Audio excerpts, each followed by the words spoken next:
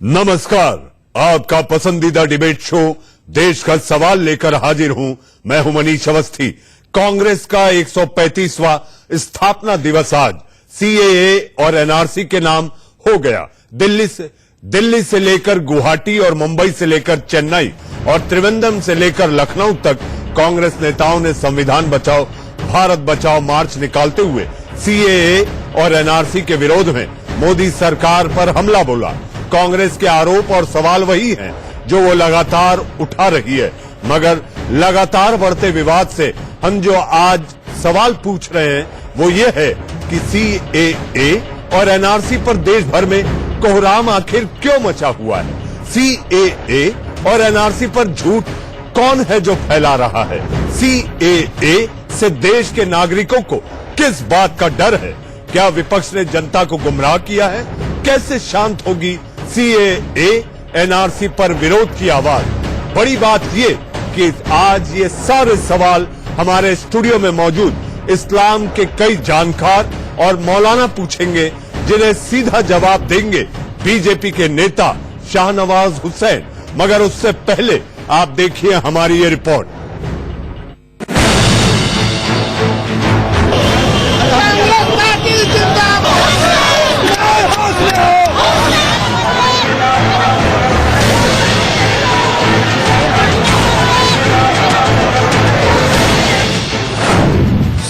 NRC पर कश्मीर से कन्याकुमारी तक कोहराम।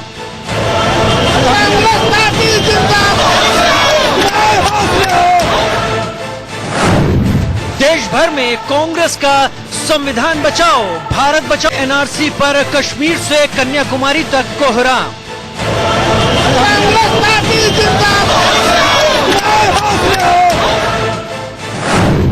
देश भर में कांग्रेस का संविधान बचाओ भारत बचाओ मार्च।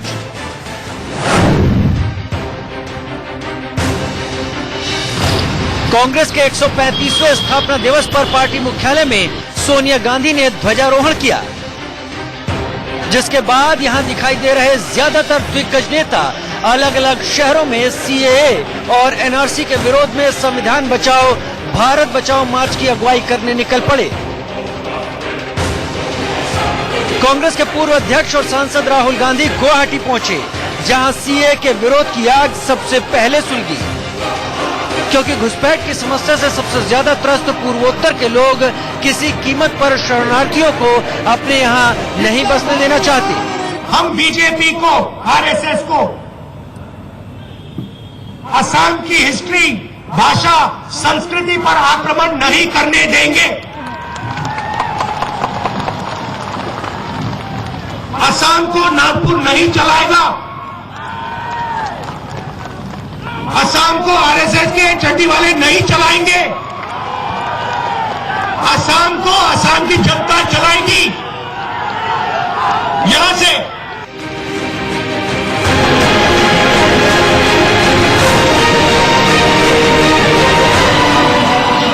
केरल की राजधानी त्रिवेंद्रम में सेव इंडिया सेव कॉन्स्टिट्यूशन मार्च की अगुवाई पूर्व गृह मंत्री पी चिदम्बरम ने की।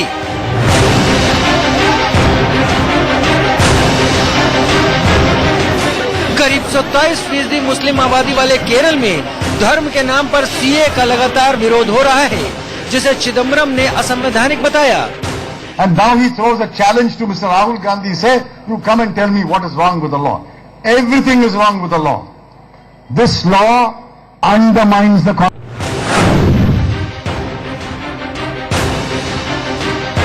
सीएए और एनआरसी के विरोध में चेन्नई की सड़कों पर लोगों का हुजूम उमड़ पड़ा।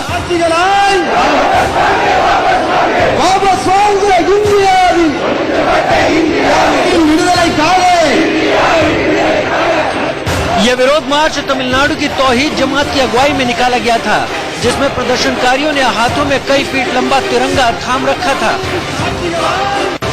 हैदराबाद, भुवनेश्वर, लखनऊ, मुंबई और रायपुर सहित देश के हर राज्य की राजधानी और छोटे बड़े शहरों में सीएए और एनआरसी को संविधान और मुसलमानों के खिलाफ बताते हुए मार्च निकाला गया। इस दौरान लखनऊ में प्रियंका गांधी ने कार्यकर्ताओं को संविधान की रक्षा की शपथ भी दिलाई। हम सभी लोग भारत के संविधान को साक्षी मानकर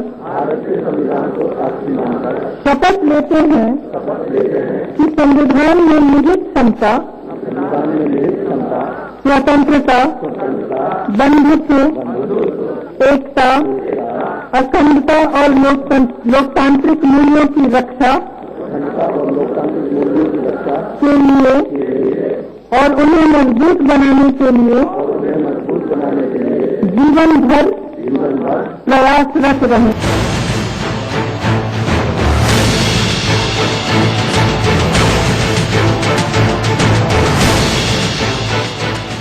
ये शपथ संग्राम और सारा कोहराम सीएए और एनआरसी को लेकर है, जिसे गलत बताते हुए सरकार बार बार विपक्ष पर जनता को गुमराह करने का आरोप लगा रही है। लोगों को अफवाहों से बचाने और कानून की सही जानकारी देने के लिए बीजेपी 1 से 20 जनवरी तक देश भर में जन जागरण अभियान चलाएगी। इस दौरान मंत्री, सांसद और बीजेपी के नेता 250 से ज्यादा प्रेस कॉन्फ्रेंस और 1000 से ज्यादा रैलियां करेंगे। वहीं बीजेपी कार्यकर्ता डोर टू डोर कैंपेन भी चलाएंगे।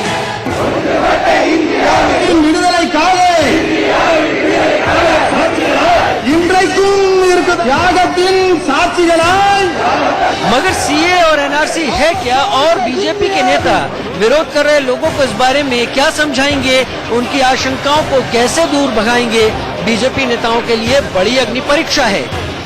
और अगले 1 घंटे में ये सब आप अपने टीवी स्क्रीन पर देख सकते हैं, जहां दोनों कानून का विरोध कर रहे मौलानाओं से होगी बीजेपी नेता शाहनवाज हुसैन की भिड़ंत। Bureau report, India news.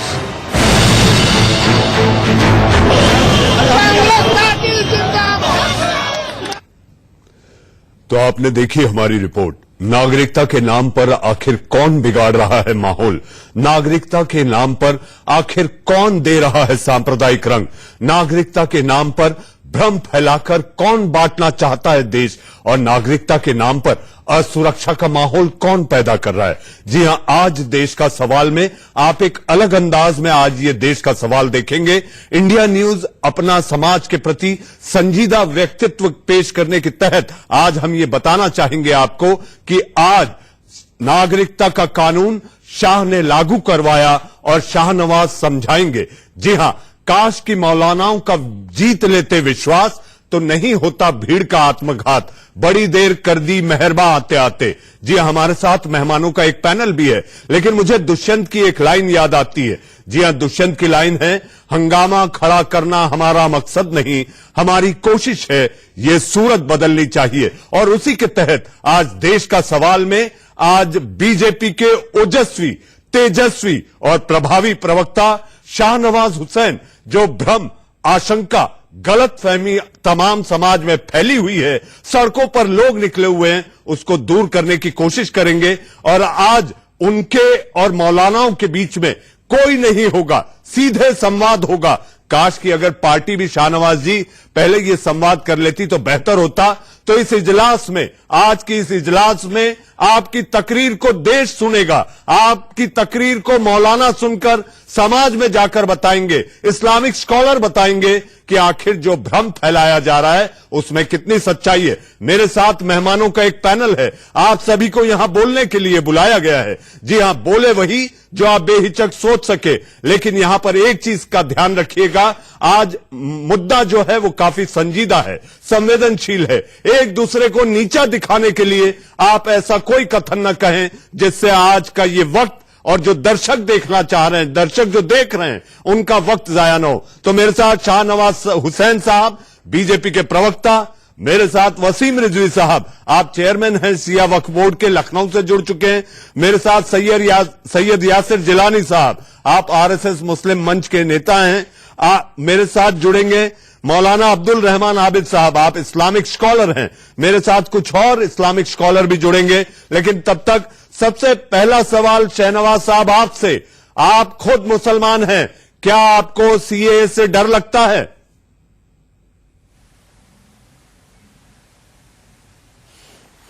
देखिए, मेरे देश के नेता, हमारे देश के नेता और हमारे देश के गृह मंत्री जी ने इस पर एक नहीं अनेक बार अपनी बात रख दी है। सवाल ये हिंदू और मुसलमान का नहीं है। इस मुल्क का जब बंटवारा हुआ था वो मजहब के नाम पर हुआ था। जिन लोगों ने मजहब के नाम पर बंटवारे को कबूल किया वो पाकिस्तान चले गए, ईस्ट या वेस्ट, लेकिन जो हिंदुस्तान में रह गया उसने उसी वक्त तय किया कि ये मादरे वतन है, हम जिंदा हैं तो यहीं और मरेंगे तो इसी मादरे वतन के खाक में मिल जाएंगे। उनकी हुब्बुल वतनी पर, उनकी देशभक्ति पर भारतीय जनता पार्टी कोई शक नहीं करती, न देश कोई शक करता है। ये मुल्क जब अभी अयोध्या वर्डिक्ट आया तब इस देश के हिंदू और मुसलमानों ने जिस तरह का संयम दिखाया उस देश को मजबूत करने वाला था। लेकिन कुछ ताकतें थीं जो ताक में बैठी थी। उन्हें लगा अब किस मुद्दे पर बहकाया जाए, तो उन्होंने सिटीजनशिप अमेंडमेंट एक्ट, ये एक्ट इसलिए हम लाए कि जो पाकिस्तान, बांग्लादेश और अफगानिस्तान से जो तीनों इस्लामिक मुल्क हैं वहां पर अल्लाह और उसके रसूल के मानने वाले या मुसलमान को, चाहे वो किसी फिरके के हों, उनको मजहब के नाम पर सताया नहीं गया। लेकिन जो माइनॉरिटीज के लोग हैं वहां, जो धर्म के नाम पर सताए गए, जिसमें दानिश कनेरिया भी है जो पाकिस्तान के क्रिकेटर हैं, उसके बारे में शोएब अख्तर ने अभी कहा कि उनको हिंदू होने की वजह से प्रताड़ित किया गया टीम में। ऐसे लोगों को हमने यहां पर नागरिकता दी।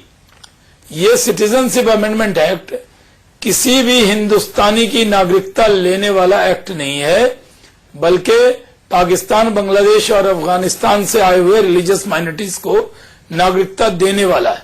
इस पर भड़काने का काम किया गया। बाद में इसको एनआरसी से जोड़ा गया। फिर जब एनआरसी पर भी हमने बात, गृह मंत्री जी ने कह दी कि एनआरसी पर अभी कैबिनेट में कोई चर्चा देश में नहीं हुई, न कोई रूल बना। फिर हम जब एनपीआर लाए, जो जनसंख्या से पहले लाया जाता है, नेशनल पॉपुलेशन रजिस्टर जो पहले भी लाया गया, उस पर भड़काया गया। अब डिटेंशन सेंटर के नाम पर भड़काया जा रहा है। डिटेंशन सेंटर, जो हिंदुस्तान में कोई आदमी आ जाए, अगर उसके पास वैध कागज न हो, चाहे वो इंग्लैंड से आए, अमेरिका से आए, कहीं से आए, उसको सीधे जेल तो नहीं भेजते, डिटेंशन सेंटर में भेजते। वो भारतीयों के लिए है ही नहीं। जो चीजें भारतीयों के लिए नहीं है उसको भारतीयों को क्यों डराया जा रहा है, चाहे वो हिंदू हो या मुसलमान। मुसलमानों के बारे में प्रधानमंत्री नरेंद्र मोदी जी ने रामलीला मैदान से कहा कि जो भारत की मिट्टी का मुसलमान है उसको कोई डरने की जरूरत नहीं है। अब बताइए किससे कहलवाएं? देश के पंथ प्रधान से कहलवा दिया, देश के गृह मंत्री से कहा, फिर भी बहकाया जा रहा है, उकसाया जा रहा है। शाहनवाज साहब वेबसाइट से नहीं हटा, के लिए कहा जा रहा है। शाहनवाज जी वेबसाइट से नहीं हटा, गृह मंत्रालय की रिपोर्ट से नहीं हटा। मैं मजम्मत करता हूं। शाहनवाज जी गृह मंत्रालय की वेबसाइट और रिपोर्ट से नहीं हटा, भ्रम यही पैदा होता है। कौन सी चीज नहीं हटी जी? देखिए, कोई भ्रम की जरूरत नहीं है। सिटीजनशिप अमेंडमेंट एक्ट जिस पर पूरा आंदोलन शुरू हुआ, क्या वो किसी की नागरिकता लेने वाला है? अगर रिलीजियस माइनॉरिटीज के लोग, ये तर्क दिया जा रहा है कि साहब उसमें आप मुस्लिम भी डाल देते, फिर तो बॉर्डर ही क्यों रखना था, तो बॉर्डर ही खोल देते। अगर कोई मुसलमान सऊदी अरब जाए और उसका वीजा खत्म हो जाए तो क्या वो इसलिए रख लेंगे कि वो मुसलमान है? वो तुरंत कहेंगे आप अपने मुल्क जाइए, अपने वतन लौटिए। तो हर मुल्क का एक कानून बना हुआ है, इसमें मुस्लिम भाइयों को कहीं भी डरने की जरूरत नहीं है। मैं इंडिया न्यूज के जरिए बहुत जिम्मेदारी से कहता हूं, सिटीजनशिप अमेंडमेंट एक्ट नागरिकता देने वाला है, ये किसी की नागरिकता लेने वाला नहीं है। जी जी, शाहनवाज जी आप बने रहिए हमारे साथ। मौलाना अब्दुल रहमान आबिद साहब है।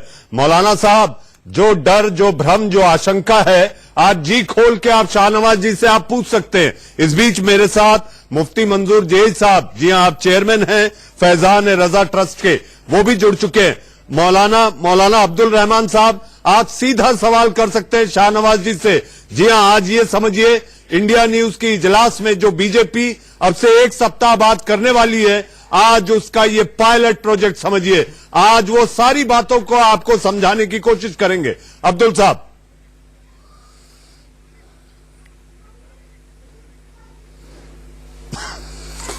शाहनवाज साहब से मैं क्या बात करूं, ये तो मेरे छोटे भाई हैं और ये तो रोजाना ही समझा रहे हैं। मुख्तलिफ टीवी चैनलों पे बैठ के रोजाना सुबह से शाम तक इनका काम समझाने का है, क्योंकि बीजेपी के प्रवक्ता हैं ये, और एक प्रवक्ता के तौर पर जो है ये सुबह से शाम तक रोजाना समझा रहे हैं। बात ये नहीं है असल में जो बातें ये कह रहे हैं, तीन बातें अलग अलग हो रही हैं। शाहनवाज साहब जो बात कह रहे हैं उसको सही माना जाए, या फिर नरेंद्र मोदी साहब ने रामलीला मैदान से जो कुछ कहा है और वो वाकईतन झूठ कहा है, क्या उस झूठ को सच मान लिया जाए, या फिर अमित शाह ने जो बात लोकसभा में और राज्यसभा में बार बार दोहराई है उसको सच माना जाए, या फिर एबीपी न्यूज के एक रिपोर्टर को कलकत्ता में इंटरव्यू देते हुए जो उन्होंने कहा है, और उस रिपोर्टर ने बहुत बढ़िया सवाल किया था कि साहब ममता बनर्जी ये कहती हैं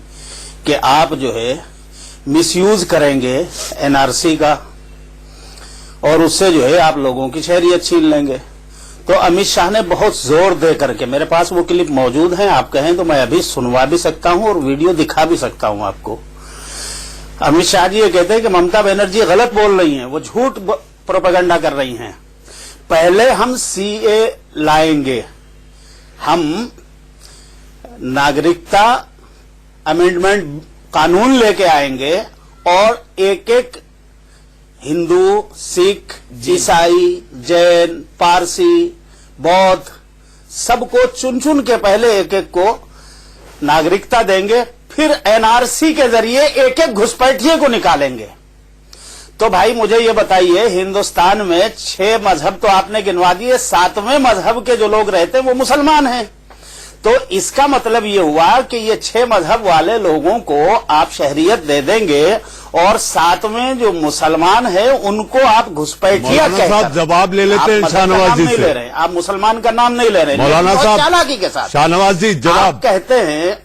आप कहते हैं कि साहब सलमान है उनको आप घुसपैठिया कहकर जवाब ले लेते हैं शाहनवाज जी से। आप मुसलमान का नाम नहीं ले रहे, मौलाना साहब चालाकी के साथ शाहनवाज जी जवाब। आप कहते हैं कि साहब एक एक घुसपैठिया को निकाल देंगे, तो आप तो खुद ही क्लियर कर रहे हैं। रहमान साहब को कह दूं, मैं डिनाई नहीं करता, मैं बोल दूं, मैं हमारे राष्ट्रीय अध्यक्ष और देश के गृह मंत्री के बयान को से डिनाई नहीं करता, मैं उनकी बयान की तशरीह करता हूं।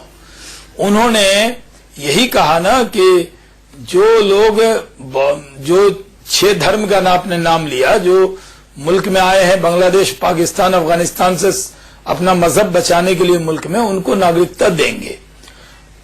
बांग्लादेशी घुसपैठ को, जिसको कांग्रेस पार्टी जिसको उकसा रही है अभी इस पूरे मुद्दे को, वो कहती है कि हमने 70,000 घुसपैठियों को बांग्लादेश वापस भेजा, वो कहती है। दूसरी बात, बांग्लादेश से जो लोग आए हैं उनके लिए वो उन्होंने कहा हिंदुस्तानी मुसलमान को, आपको या जो पैनल पे जितने मुस्लिम बैठे हैं उन पर इस पर क्या असर हो रहा है? क्योंकि जो बांग्लादेश से आए, जैसे सारे जहां से अच्छा हिंदू सिता हमारा, हम अपने मुल्क से मोहब्बत करते हैं। जो मुसलमान है उसको हुब्बुल वतनी, उसका आधा ईमान है, अपने वतन से मोहब्बत करना चाहिए। मुझे उबैदुर रहमान साहब, अगर आपको अपने मुल्क से मोहब्बत है तो बांग्लादेश से जो लोग आए हैं मतलब नौकरी रोजगार के लिए, वो पहले जो 60-70 हजार लौटे उनको अपने मुल्क जाना चाहिए। हमारे मुल्क में हिंदू, मुसलमान, दलित, पिछड़े बहुत गरीब लोग हैं जो गरीबी रेखा के नीचे हैं, हम उनकी फिक्र करेंगे, लेकिन एक भी हिंदुस्तानी मुसलमान को बाहर करेंगे? कभी ये बात अमित शाह जी ने कही है क्या? आप इस बात की नजाकत को समझिए। जो बांग्लादेश के से लोग आए हैं नौकरी रोजगार की तलाश में, शाहनवाज जी पैनल में हमारे साथ कुछ और मेहमान हैं, चूंकि सवाल बहुत ज्यादा है और आपको जवाब देना है। मेरे साथ वसीम रिजवी साहब है। वसीम साहब, आखिर कौन डरा रहा है, कौन धमका रहा है और कौन बांटना चाहता है?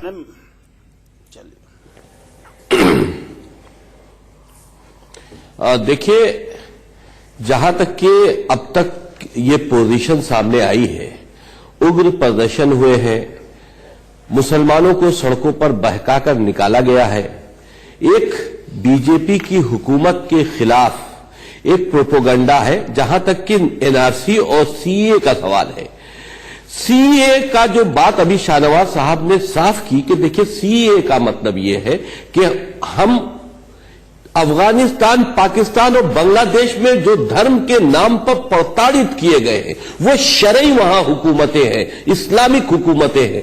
धर्म के नाम पर जिनको प्रताड़ित किया गया है वो 6 उसमें जो कास्ट है उनको हमने यहां पर उनको एक हमदर्दी का एक मिसाल पेश करते हुए हमने उनको यहां पर नेशनलिटी देने की बात की है या वो कानून हम लाए हैं। अब यहां पर गुमराह करने वाला काम कर रही है कांग्रेस।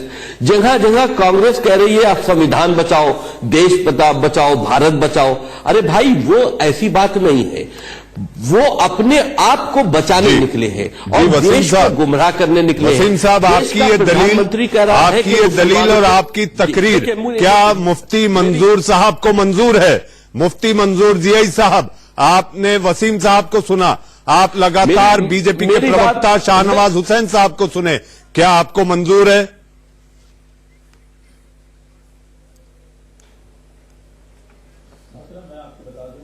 नवाज भाई या वसीम रिजवी साहब, क्या कोई और अगर मुसलमान यहाँ परेशान हाल है या हिंदुस्तानी शहरी के अंदर में दिलों में तकलीफें अगर हैं, अगर इन बातों को अगर ये पहले ही समझा लिए करते तो ये नौबत नहीं आती जो आज मुल्क का माहौल है।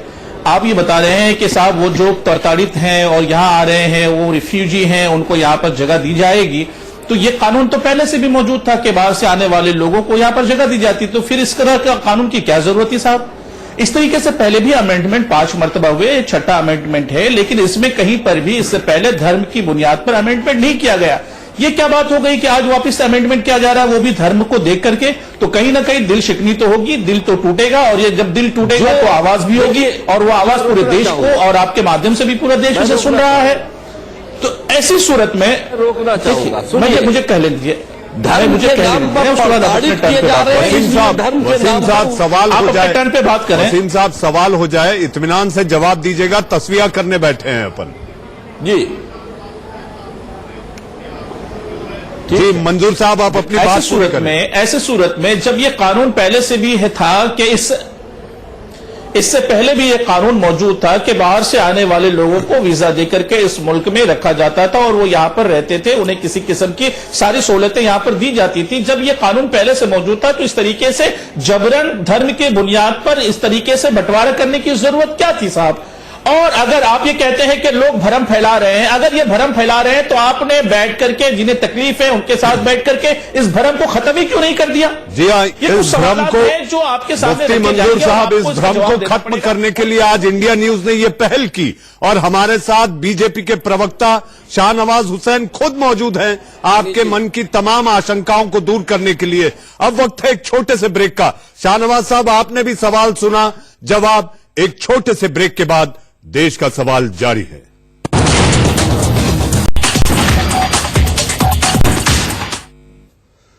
ब्रेक के बाद देश का सवाल में आपका फिर एक बार स्वागत है, लेकिन इस वक्त आ रही है एक बड़ी खबर। जी हां, बड़ी खबर है। प्रियंका गांधी का लखनऊ पुलिस पर बड़ा आरोप लगा है। पुलिस ने गला दबाकर मुझे रोका, प्रियंका मुझे पकड़कर धकेला, मैं गिर गई। प्रियंका का बयान। पूर्व आईपीएस दारापुरी के परिवार से जा रही थी प्रियंका, बाद में पैदल ही दारापुरी के परिवार से मिलने पहुंची। प्रियंका गांधी का लखनऊ पुलिस पर सबसे बड़ा आरोप। जी हां,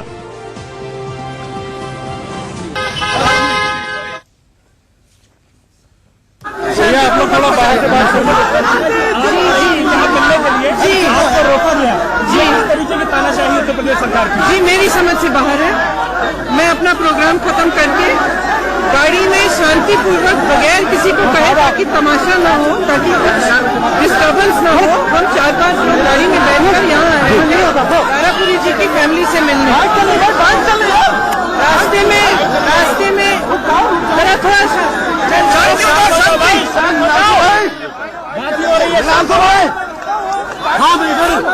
मैं इधर हूँ। रास्ते में अचानक पुलिस की गाड़ी आगे आई और उन्होंने अपनी गाड़ी हमारी गाड़ी के आगे रोक दी और उन्होंने कहा कि आप नहीं जा सकते।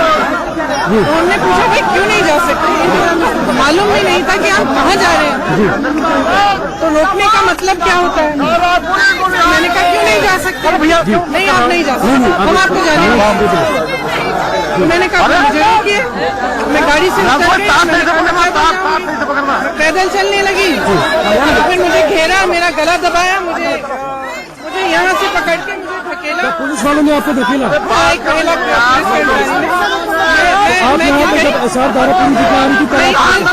मैं चल रही रही, थोड़ी देर बाद फिर मुझे रोका, फिर मुझे पकड़ा, तो मैं अपने कार्यकर्ता के 2 व्हीलर पे बैठ के उनके साथ चली गई। उसके बाद उन्होंने 2 व्हीलर को घेरा, तो मैं उससे उतर गई और यहाँ पर पैदल आई। मैं इसलिए आई हूँ क्योंकि मैं इनसे मिलना चाहती हूँ। इनके साथ बहुत गलत हुआ। ये 77 साल के एक एक्स पुलिस ऑफिसर है जो अपने घर में शांतिपूर्वक अपने घर में थे। एक फेसबुक की पोस्ट डाली, उस फेसबुक की पोस्ट में उन्होंने कहा है 77 साल के एक एक्स पुलिस ऑफिसर है जो अपने घर में शांतिपूर्वक अपने घर में थे। एक फेसबुक की पोस्ट डाली, उस फेसबुक की पोस्ट में उन्होंने कहा है कि अहिंसा का मतलब बगैर हिंसा किए अहिंसात्मक प्रदर्शन होना चाहिए, किसी को गलत काम नहीं करना चाहिए। फिर भी आके उनको उठा के जेल में डाला। उनकी बीवी बहुत बीमार है, उठ नहीं पा रही है, गलन लेती है, रो रही थी। मतलब ये सब किस लिए? क्योंकि आपकी नीति पब्लिक को पसंद नहीं है। लखनऊ में आपको रोका जी, क्योंकि मुझे रोक नहीं पाती। एक सवाल ये है कि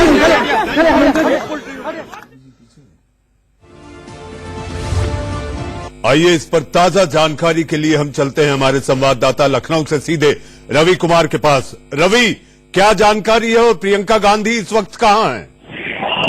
जाहिर तौर पर अभी कुछ ही देर पहले साधारण होली जो है पूर्व आईपीएस है और उनके घर पहुंची थी। आपको बता दें कि बीती 19 तारीख को जो लखनऊ में सीए के विरुद्ध हिंसक प्रदर्शन हुआ तो उसके बाद पुलिस ने तमाम सारे लोगों की गिरफ्तारी की थी। ऐसा दावा होली के आरोप है कि सोशल मीडिया पर उन्होंने लोगों को उकसाने का काम किया था, जिसके आरोप में उनको जेल। रवि आपकी आवाज साफ नहीं आ पा रही है। फिर प्रियंका का लखनऊ पुलिस पर सबसे बड़ा आरोप। जी हां, प्रियंका ने कहा कि मेरा गला दबाया गया, मुझे धकेला गया, मैं गिर गई। जी हां, प्रियंका गांधी का लखनऊ पुलिस पर सबसे बड़ा आरोप।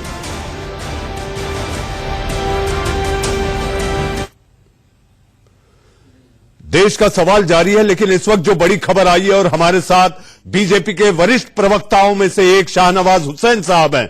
शाहनवाज साहब, प्रियंका गांधी का सबसे बड़ा आरोप, ये कैसी यूपी पुलिस, गला दबा दिया गया, धकेला गया, वो गिर गई, इसीलिए शायद एसपीजी हटाई गई थी क्या?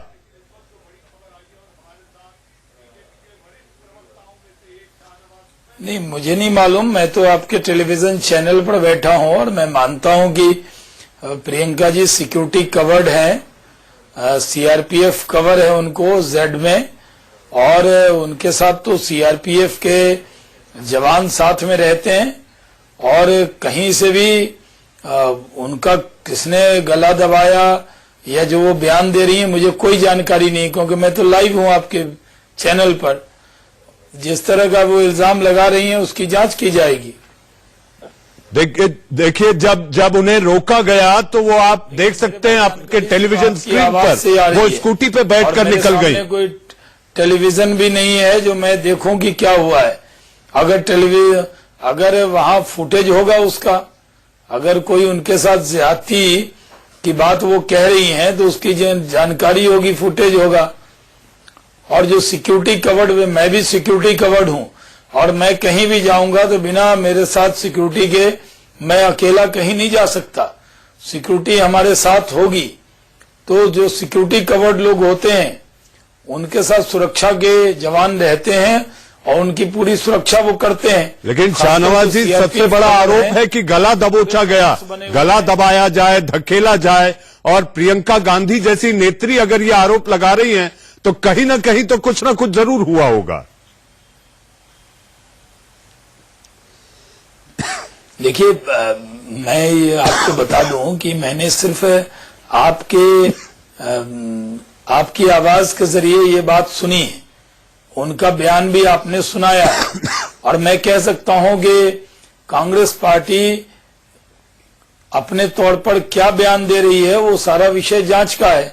उससे पहले मैं अभी बिना जांच पड़ताल के आपको कुछ कह दूं तो ये आप सीधे बयानबाजी कहेंगे।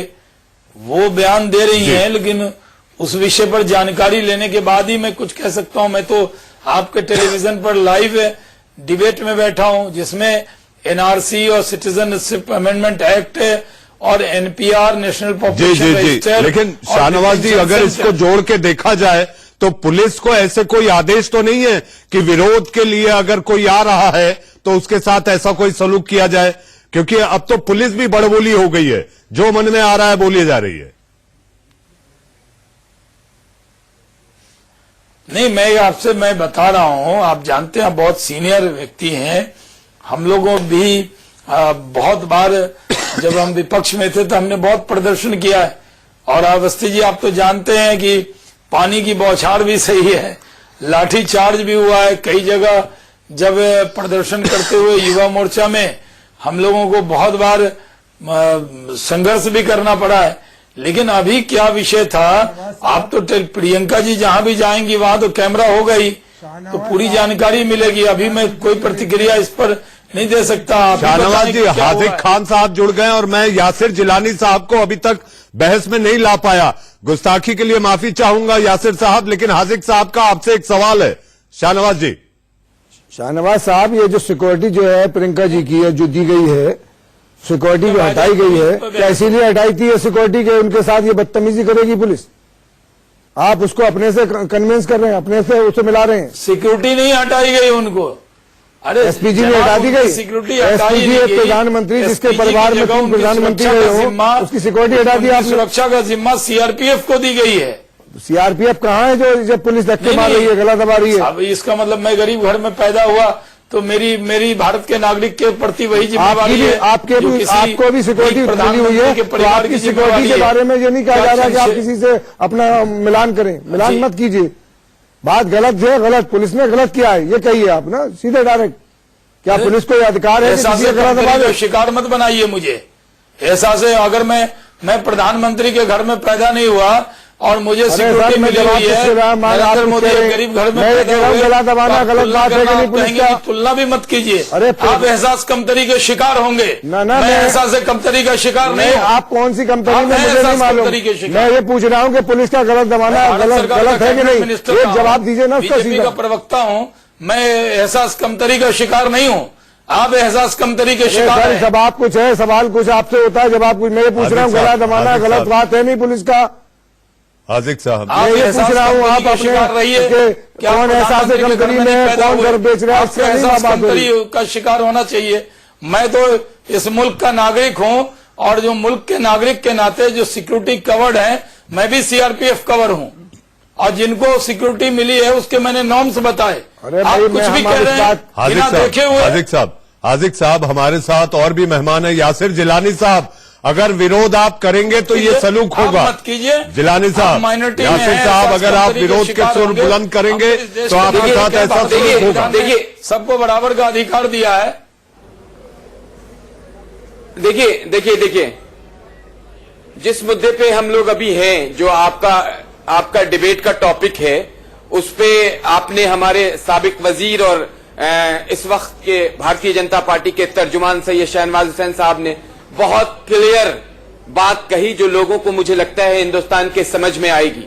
लेकिन मैं ये मौलाना हाजिक साहब, आबिद साहब, इनसे एक शेर के साथ अपनी शुरुआत करूंगा और वो समझने की कोशिश करें कि कौम को कहां ये लेके जा रहे हैं।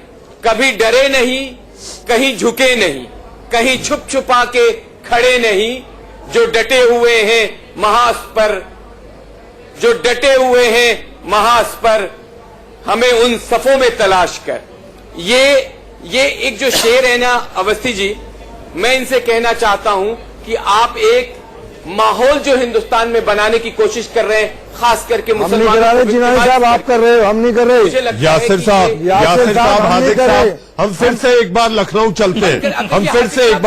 चलते हैं। हमारे सहयोगी अरविंद चतुर्वेदी ज्यादा जानकारी के साथ है कि आखिर प्रियंका के साथ हुआ क्या। अरविंद, आखिर प्रियंका गांधी इस वक्त कहां है और क्यों स्कूटी पर बैठकर जाना पड़ा उन्हें दारापुरी, जो पूर्व आईपीएस अधिकारी है, उनके घर पर? देखिए, मैं आपको ये बताना चाहता हूं कि ऐसा दारापुरी जो कि पूर्व आईपीएस अधिकारी हैं, जब वो एनआरसी का विरोध कर रहे थे तो उनको जो है उत्तर प्रदेश पुलिस यानी लखनऊ पुलिस ने गिरफ्तार किया। काफी दिनों से वो जेल में थे। उसके अलावा कांग्रेस की एक कार्यकर्ता है जो पिछले 15 दिनों से जेल में है एनआरसी के विरोध के कारण। इस वजह से प्रियंका गांधी ने जब अपना कार्यक्रम खत्म किया, उसके बाद पहले गांधी प्रतिमा के पास जाना चाहती थी, उसके बाद वो उनके घर के लिए जैसे ही रवाना हुई, बीच में मुंशी पुलिया एक जगह पड़ती है, वहां पर प्रियंका गांधी को रोक दिया गया और उसके बाद जो है उनको जो है के लिए स्कूटी का इस्तेमाल करना पड़ा। मैं आपको ये बताना चाहता हूं कि वहां पे भीड़ लगी शुरू हो गई और उसके बाद पूरी अफरा तफरी मच गई। फिलहाल जो स्थिति है वो ये है कि पुलिस जो है लगातार जो है ये दलीलें दे रही है कि हम कानून व्यवस्था को बनाने के लिए काम कर रहे हैं, लेकिन सभी लोग जानते हैं कि आखिर क्या हो रहा है। अरविंद, एक छोटा सा जवाब, जो आरोप प्रियंका गांधी ने लगाए हैं, आपको इसमें कितनी सच्चाई नजर आती है? देखिए, तो ये बताना चाहता हूं कि हर व्यक्ति का अपना विरोध करने का तरीका है और जिस तरीके से जो सरकार की तरफ से बातें कही जा रही हैं वो भी लोग देख रहे हैं और प्रियंका की तरफ से जो बातें कही जा रही हैं वो भी लोग सोच रहे हैं और समझ रहे हैं और दोनों जगह राजनीति है, इससे आप इनकार नहीं कर सकते। सियासत का अपना ही फसाना है। अरविंद, बहुत बहुत धन्यवाद। जी हाँ, शाहनवाज साहब, आपने हमारे सहयोगी को भी सुना। यासिर जिलानी साहब, यासिर साहब, आप अपनी बात पूरी करें, मेरा आखिरी पड़ाव है और मैं ये चाहूंगा कि आखिरी पड़ाव के पहले शाहनवाज जी जिस मुद्दे के साथ हमने आज बहस शुरू की थी उस पर अपनी बात कहें ताकि अमन और चैन कायम रहे। यासिर साहब। जी, देखिए, मुझे सिर्फ ये कहना है कि हम लोगों के बीच में एक संवाद कायम करना पड़ेगा, क्योंकि कुछ सवाल ऐसे आए हैं जैसे we have to speak truth about what happened in Jamia, inside library in Jamia Millia Islamia. हमें इसको भी उस पर भी हमें गौर करने की जरूरत है कि अगर जो लोग सवाल कर रहे हैं उनके बीच में हम पहुंचे, इस तरीके से मैंने सुना है जो बयान आया है। जिलानी साहब, जामिया में ये जो हुआ, लखनऊ में जो हुआ, कानपुर में जो हुआ, ये सब की जिम्मेदारी आपकी है, आपकी पार्टी की है, क्योंकि एनआरसी आप लाई। मैं ये कहूंगा कि तुम्हारी हुक्मरानी कुछ दिनों की और महिमा है, तभी तो नाजियों की साजिशें अपना रहे हो तुम, मगर वो वक्त आएगा कि तुमसे कौन पूछेगी ये कैसी कत्लगाहों की तरफ ले जा रहे हो तुम, भाईचारे की तरफ ले जाओ। क्लोजिंग कमेंट, शाहनवाज जी, क्लोजिंग कमेंट। ये देखिए, नफरत आप करेंगे तो मेरा शेर होगा कि ना हम सफर न किसी हम नशी से निकलेगा। क्लोजिंग कमेंट, मुझे बहस खत्म करनी है। शाहनवाज जी, आपका क्लोजिंग कमेंट। आपकी हुक्मरानी पर प्रश्न चिन्ह लगा दिया हाजिक साहब ने। जी, मैं कह दूं, ये कांग्रेस पार्टी और विपक्ष के नेता खुदा से डरने वाली कौम को एनआरसी और सिटीजनशिप अमेंडमेंट एक्ट से डरा रहे हैं। जो हिंदुस्तान का मुसलमान है उसको कोई डरने की जरूरत नहीं है, वो इसी मुल्क में रहेगा, उसको कोई बाहर नहीं भेज सकता। शाहनवाज साहब, हिंदुस्तान का मुसलमान तो डरते नहीं है, ये आप गलत बयानी कर रहे हैं। लेकिन हिंदुस्तानी मुसलमानों के लिए कोई दिक्कत नहीं है। ये कुछ लोग हैं जो टेलीविजन पर आकर मुसलमानों को अरे शाहनवाज भाई, ये बताइए कि आसाम में जो 19 लोग बाहर रह गए हैं, 19 लाख लोग एनआरसी से बाहर रह गए हैं, संविधान पर सिटीजनशिप अमेंडमेंट कानून को कैसे लागू करोगे? कोई डरने की जरूरत नहीं है। सिटीजनशिप अमेंडमेंट एक्ट, न डरने की जरूरत है, न डराने की जरूरत है, न भ्रम फैलाने की जरूरत है। जी हां, आपने देखा और हमारी ये कोशिश थी कि हम लोगों को ये बताएं, जिस तरह से डर फैलाया जा रहा है, जिस तरह से भ्रम फैलाया जा रहा है, जो आशंकाएं हैं उनको साफ करने के लिए बीजेपी प्रवक्ता शाहनवाज हुसैन आज इंडिया न्यूज के साथ घंटा भर रहे। उन्होंने कोशिश की अपनी बात रखने की। काश की ये कोशिश पार्टी पहले कर लेती, मौलानाओं का विश्वास जीत लेती, तो भीड़ का ये आत्मघात नहीं होता। जैसे एक पखवाड़े से हम लगातार देख रहे हैं कि जी हां, जुम्मे का शुक्रवार प्रदर्शन वाला शुक्रवार हो गया है। उम्मीद करते हैं, जी हां, उम्मीद ये करते हैं कि अब आने वाले शुक्रवार अमन और चैन के शुक्रवार साबित हो। जी हां, किसी ने क्या खूब कहा है, डॉक्टर नौशाद अली की एक नज्म मुझे याद आती है जो ये कहते हैं, फरिश्ता बन के कोई आए, मोहब्बत के गीत गाए, खुदा करे ऐसा भी एक शख्स जमीन पर जरूर आए।